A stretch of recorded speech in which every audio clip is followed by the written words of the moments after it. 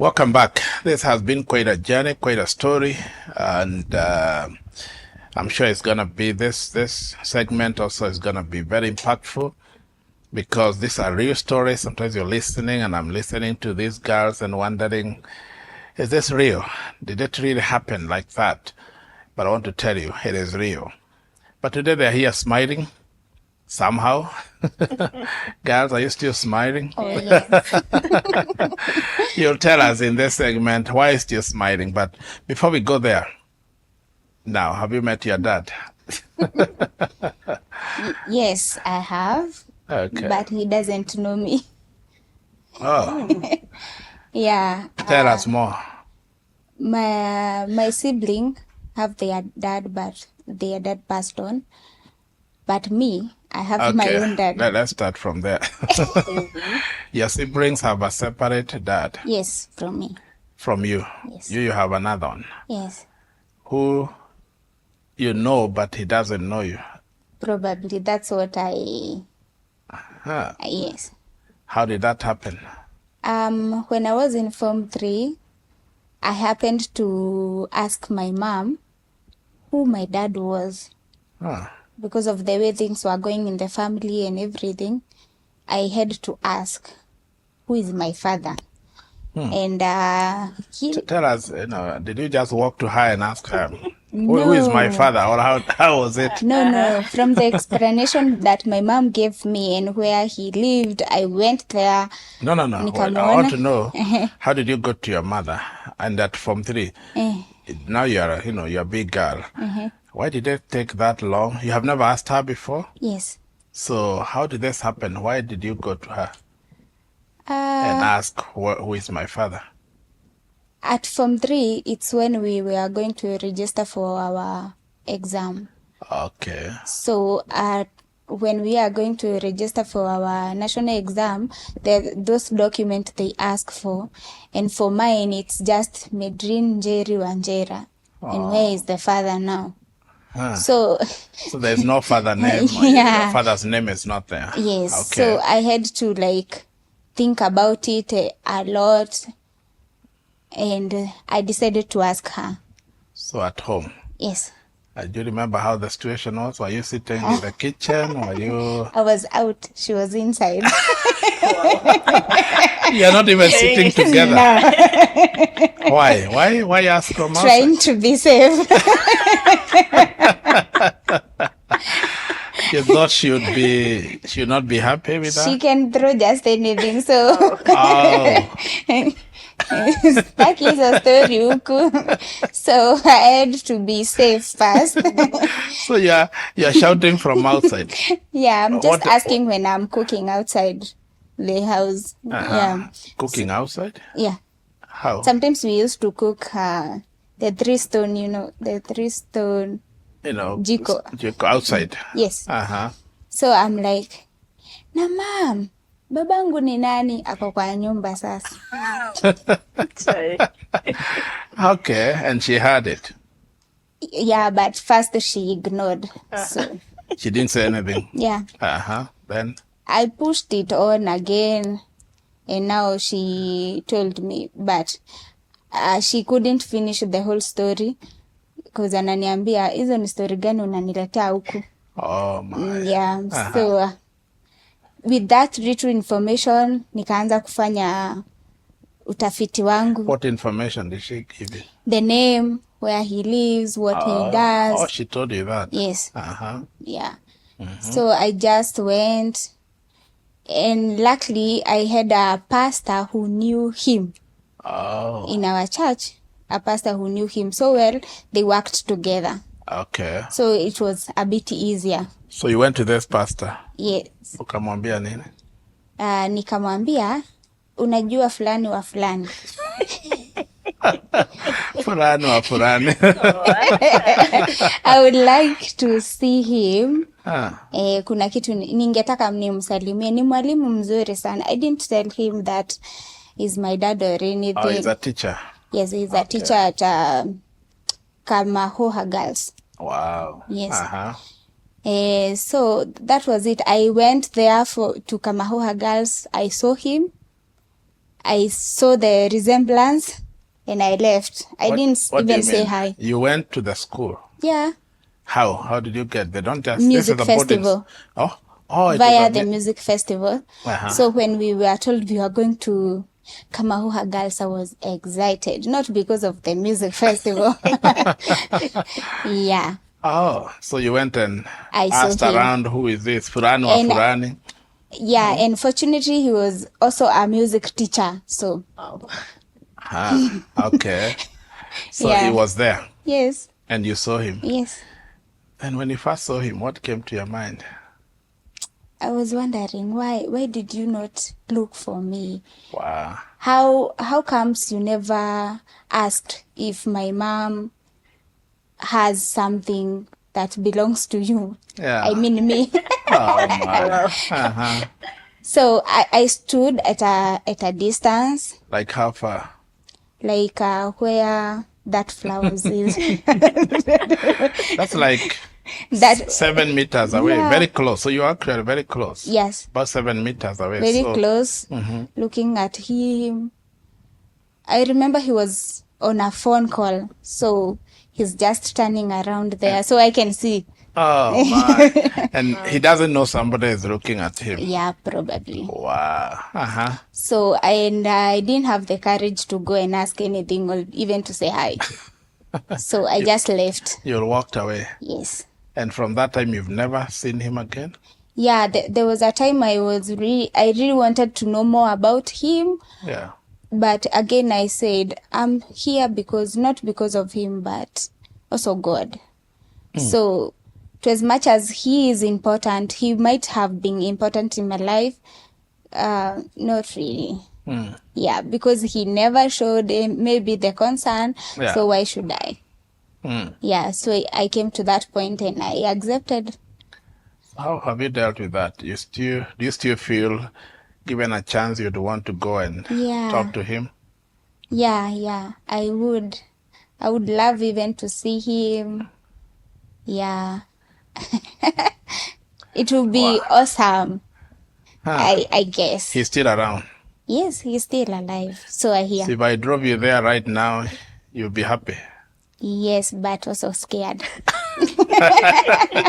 Because he doesn't know me. Wow. Yeah, I don't know the story I would start with him. Yeah. Wow. And nobody in your family has ever told you that's your dad? No. The extended family, your auntie or somebody? Nobody? No, but maybe it's because we have never been close with anyone Uh-huh. in the family. Okay. What happened? Uh-huh. Misheni dogo. All right. I've had that. I've had that before. Yeah. Machine dog, meaning, families or homes are like what you see is the smoke, Yeah. but the fire is inside. Yeah. So what you're telling us is like, I don't know, you have that in your home area.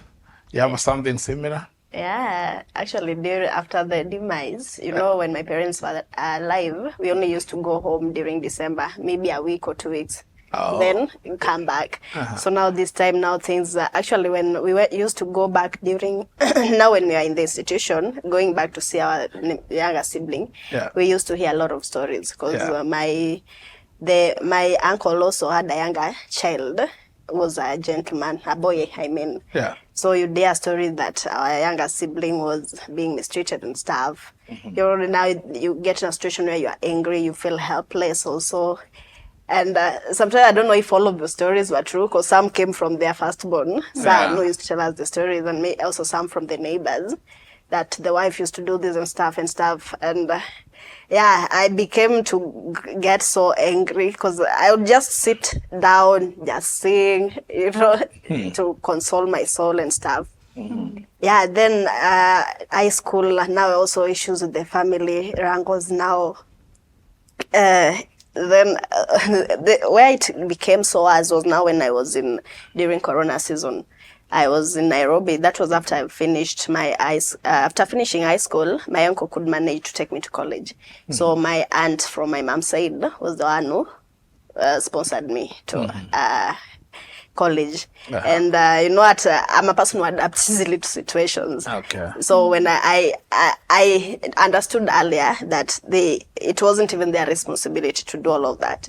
So when I got to college, I started doing a small business also to help me not to always be on the phone calling 123 123. Yeah. What did you go to do in college? I did diploma in accounts. Yeah, so and I think all my life it's just God's evidence, because during college I met a lady who has stayed in Nairobi for a while. So yeye akaniingiza kwa mashimo za Gikomba and stuff. I started looking for clothes kuzauza and to survive. At least kama yes you're getting rent, but now you have to eat every day. You also have clothes you're supposed to buy and stuff, and also maybe send something small if you can get to Vicky, and because then Vicky was in high school. So during Corona now, I went and stayed with a cousin. Okay, my father's place, it's a polygamous. My grandpa had around, was it 6 legal wives, then I don't know how to put it in English. Yeah, so like roughly 6 legal wives. Yeah, 6 legal wives. One man. Yes. Then he had other extra 2. And still other 2. What?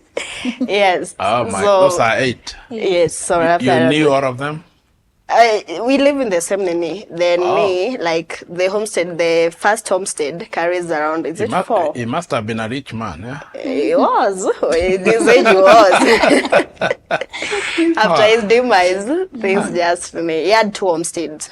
So the first homestead carried, is it 4 wives? Then the other one carried 4 or 2. I don't remember. I can't. 1, 2, 3, 4. Hey, the first homestead carried 4. And 4 wives. The other one was the other side of the mountain. Like it's a mountain. The mountain was the boundary. Like we just call it a mountain, but just the same area. Yeah. So after finishing high school, my aunt connected me to the sister now to my dad, to a cousin of mine. They stayed in Nairobi. Her dad came to Nairobi kitambo, so they lived in Saiza Huruma. So they're the people who own those apartments. You know, so she was living in a 2-bedroom apartment. I think I stayed with her for around 2 months. Then just some issues, akasema siwezi kaa tena. So I got to shift also to another cousin of mine in Obama. But he was living with his family. And it's a 1-bedroom with 2 kids. One room or 1 bedroom? 1 bedroom. Yeah. So where are you staying? So I shifted when this cousin of mine said I couldn't stay. Yeah. So the male cousin now took me to his place. So we were staying with him and the family. Actually, things were so bad because I couldn't get anything to do. When I was staying with this lady, nikapata, there are some apartments which is zinatengenezwa Westlands. Okay. So I got a connection. I didn't know what I was. Actually, I was open just to do any work. Nikaenda nikapata of cleaning the rooms after they've been made. Yeah. Hizo kutoa uchafu. I only wanted to stay for 2 months because the work was too. Actually, I managed to dislocate one of my hands. Whoa. Because yani kazi ilikuwa, then the pressure also there was too much. Then nikaenda to stay with that other cousin Obama. Hapo ndio corona ikakuja. Wow. Then life was challenging because sometimes there's no food and stuff. And you also at your cousins. Yeah. And you get to a place where you also feel useless because you are living somebody you are by 18, there's nothing you can assist with. Yeah. And actually that's what made me a lot to be a person who to put my thoughts in a book, because I didn't have anybody to share with all these things that you're going through. Then after now things were open, now people could travel, I went back home. Nikasema let me niende tu nikae Ushago. Yeah. Na shosh, see how things will go. Yeah. Nikaenda Shags. We managed to get money. We opened a small business of kuza chips and bajia and stuff. Oh, wow. Hey, I don't know if it was just by divine. Me, I decided that I'm gonna now stay in Shags. Yeah. I don't know if it was by God's divine to make the homestead a place that I couldn't settle in, because we took yani moto ilichange. Guy, like issues started just popping up with my uncles. Like started issue that GCC tunataka land, yani there were just a lot of issues. They think you're coming back home for inheritance. Yeah, things, like they used to cook in my grandma's place. When it came, they stopped. Wow. They went to cook back to their place. I mean, it's rejection after rejection after rejection. Then they get to a point where they called us kind of a meeting, and it's now just we need to mnagombeza. Not even a space you guys to share your mind and stuff. Yeah. So it was like everybody was against us. But I don't know, things happen. I managed to come back to Nairobi now to help a family friend, because I shared with a family friend who stays in our homestead. Yeah. So she said that she can manage to help me get a place huko Nairobi, niende nisaidie sister-in-law wake kwa nyumba. So venye meda sema tu kusaidia kufanya kazi, because she had a child who's also physically challenged. I don't know how they call that disease, but alizaliwa nayo. Okay. So she used to have 2 maids. So niambia nende nisaidia at that time. Are they paying you? Yeah, she was paying me. I stayed for also 2 months. She was paying me 4,000. Yeah. And then, because these are all new situations now happening. Situations are changing. Yeah, I managed to stay there for 2 months because the maid wa kwanza alienda, so I was the only one remaining. So the work became too hectic for me. I couldn't manage. I mean, nikamwambia Mungu, no, I can't. Like, literally, I can't. So I came back. There's a cousin of I've lived in Nairobi. There's a cousin of my mom who teaches in KTTC. So he stays at the residential area. Yeah. So I went and stayed with him there. Wow. So You've been all over Nairobi. I've literally been all over Nairobi.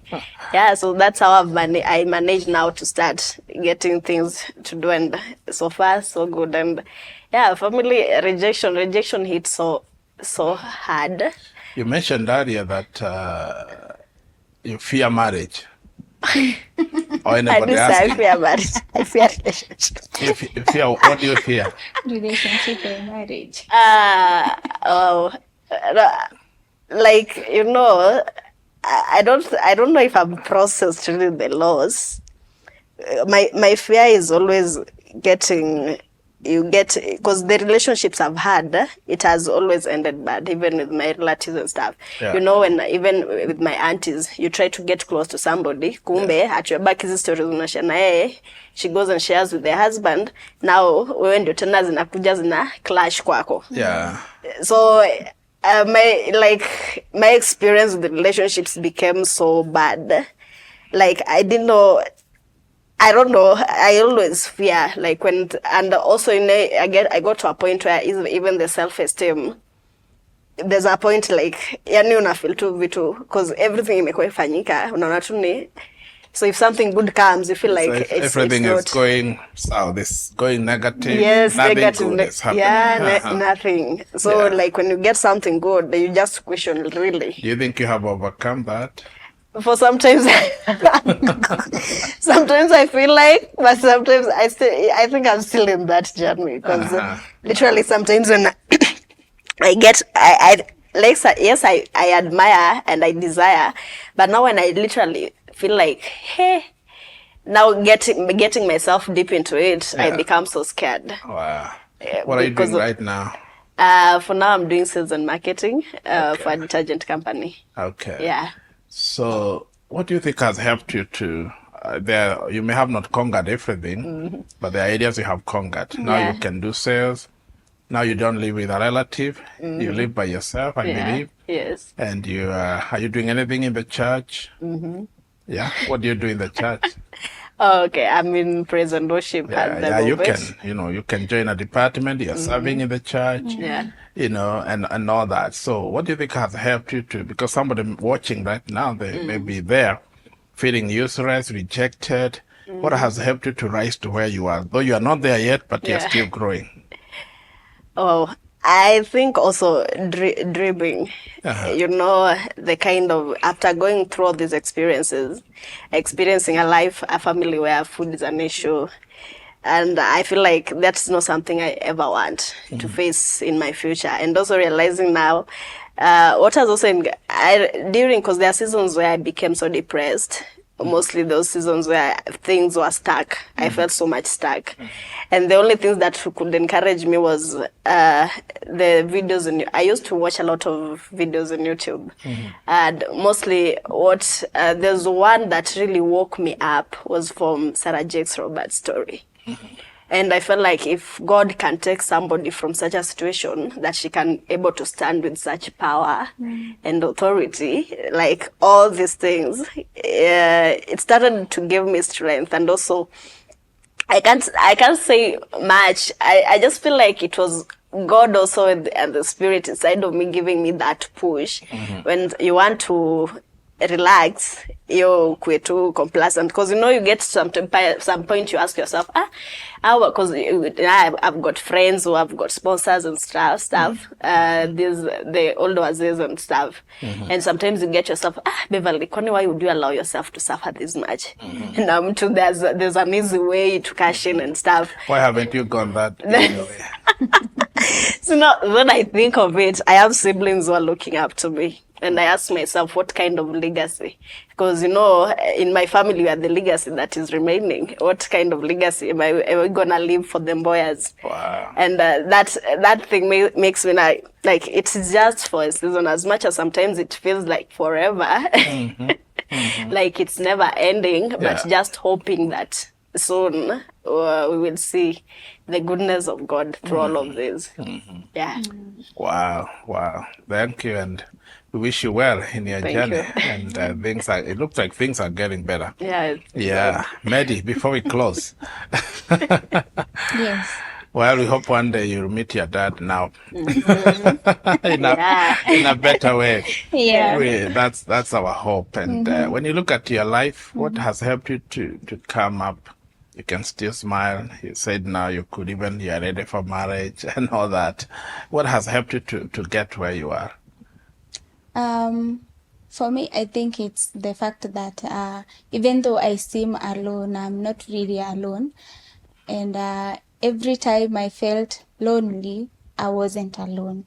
Okay. God was still there with me, because I wouldn't say I have ever lacked at all. Hata hiyo time ya corona and everything, losing my job, even losing my mom, having children that are mothering now. It has not been easy, but I was never alone. It has always been a bit easy knowing that I have someone, because Mungu amekuwa tu yani akituma tu watu left, right, and center too. And inanipea courage that plus being in a family that encourages you with the word of God, like our church, it has also helped me, kwa sababu I can be able to serve with a smile. And you can never know anything. It has really helped me a lot, kwa sababu nakumbuka there was a time I wouldn't smile. Sasa huyu anachekesha nini? Nini funny? Wow. But right now it's almost impossible not to smile at anything. Yeah. But I thank God for that. He has really strengthened me all through. And the faith. Wakati mwingine nilikuwa, when I joined my church OFC, I was like, we have a man of faith. Lakini sioni kwangu. Because it's not working for me. It's not. I'm trying. Maybe I can even close my eyes and imagine the faith, but it's not. But eventually learning the word of God, God strengthening me, talking to people who love God and are passionate about God, you get to see the faith. Sasa hapo ndipo unasema as little as a mustard seed, the faith now. Unasema hiyo ita grow too. And I'm really grateful to God, because ni Mungu tu yani. What are you doing now? Right now I'm doing a short course on fashion, still on fashion and design. You're still pursuing fashion and design? Yes. Okay. Yeah. Yeah. In church, do you do anything? Yes, in protocol, hospitality. I mean, nieke tu mbele ya Mungu tu au serve. Anywhere. Where the Lord wants me, I will Yes, go. I will go. Wow. I wanted to, let's start with you, Maddie. Just look at that camera and encourage somebody who is going through stuff, maybe no parents, or maybe there are many people I've met that say, I don't know my father, my mother, for that case. I mean, maybe they died when they were very young. So what would you tell them in a minute? If you are there and maybe struggling in one way or the other, just know you are never alone. Trust in God and hakuna siku ukimtumainia Mungu, hakuna siku hata moja utajiona. Yes, utaona maybe hakuna watu around you, but you are never alone. God is always there to strengthen you, to give you hope and a future. Thank you. I like what you say and how you put it. You are never alone. Yes. And coming from you, that makes sense because you'd have felt I'm alone. I don't have family. I don't have anybody. You're never alone. And the church family is also a big family, which if somebody is out there, you don't have a family, church family is a wonderful family. Yeah. Very, very peace. Yes. How do you say hello in your language? Hello. Or how are you? How are you? Idinade. Idinade. Yes. And then how do you answer? Adimaber. Adimaber. Idinade. Yes, Adimaber. Okay, also look at that camera in a minute and just encourage somebody. I mean, your story is very fascinating. I hope one day you write a book of your story. I mean, it's almost unbelievable what you have been through. And here you are today, and you're still helping your siblings. I mean, your destiny is great, no doubt. What would you say of somebody who is feeling hopeless and have lost hope? One thing is for sure, no situation is permanent. And when God told Joshua that what the enemy meant for evil, he meant it for good. And sometimes when you're in that hole, it doesn't make sense literally, and you don't see light, and you are wondering literally, how am I ever gonna get out of this? And through all this experience I've had, one thing I've learned about God is there's something He's always creating in you. Because when you look even at the characters in the Bible, something stands out. It is always patience. Like everything they went always took time. And and God is a very loving Father. When you ask Him, where am I going? Does this really even make sense? What kind of a vision of a life do you think I'll have outside there? He'll give you glimpses of hope of where you are gonna get to. And He'll always send people for each and every season. That's also what I've learned, because in every season there are always people to guide me and also to help me. And also this is the place where you're also sensitive enough. What matters is also the people you put close to you. Because I remember that there's a season where I almost fell because I was so desperate. And if it was not only for God, I had to even block that person, because I was really going to make that decision if we continued that kind of relationship, I mean. So also you have to know, if you know this doesn't stand for your values, don't just cut those relationships, and God will always give you better and more meaningful relationships. Yeah, thank you. Wow. Sound like a preacher. What do you see yourself doing in the future? I like the way you put it, that no season is permanent. Yeah. So you're in a season, but it's coming to an end. What do you think you're going to do in the future? To be honest, I'm still confused. That has been my prayer actually this year, for God to give me clarity concerning my career path. Because what's your passion? What are you passionate about? Okay, to be honest, through my experience with the institutions and stuff, I feel like I need to be that voice, because I've been asking who will stand for maybe this institution, because if it happened to us, if nobody has ever spoken up again, it means nobody else is speaking for these kids. And I felt like that is also my to be a voice to the helpless, more so when you have people in the institution. And I've got, I don't know if I could share. I had a dream. Okay, I'm a person who see visions most. I don't know if I call it visions or what. There's a season in every phase. When I always feel down, I always see something much more brighter. And I had this dream of one day opening an institute, because I realize mostly people, even us, who don't have people to help us stand up. And maybe because of my issues also with places to stay in and stuff, I felt like even in Nairobi, you got to get just to open a place to accommodate people who have issues with where they're staying. As long as somebody gets a place to stay at night, but during daytime they go and hustle and stuff. At some point, yes, I also got such kind of a vision due to the situation I've passed through, and also now encouraging people, because I've been the one to encourage myself, because I've never had such kind of a voice in my life. The voices I've had, I've always diminished my voice most of the times, or diminished myself, and now I have to stand up to encourage myself and encourage also my siblings. Wow. Yeah. So sounds like you want to be there for other people and then stand for other people. And that's a big dream, it's a big passion. You can pursue that. It may start small, but eventually it will grow. Medi, where do you see yourself going? What's your passion in life? My passion kind of keeps changing. Like 2 years ago, I was so passionate about teaching the younger children, the ECDE. But right now, I'm so passionate about fashion.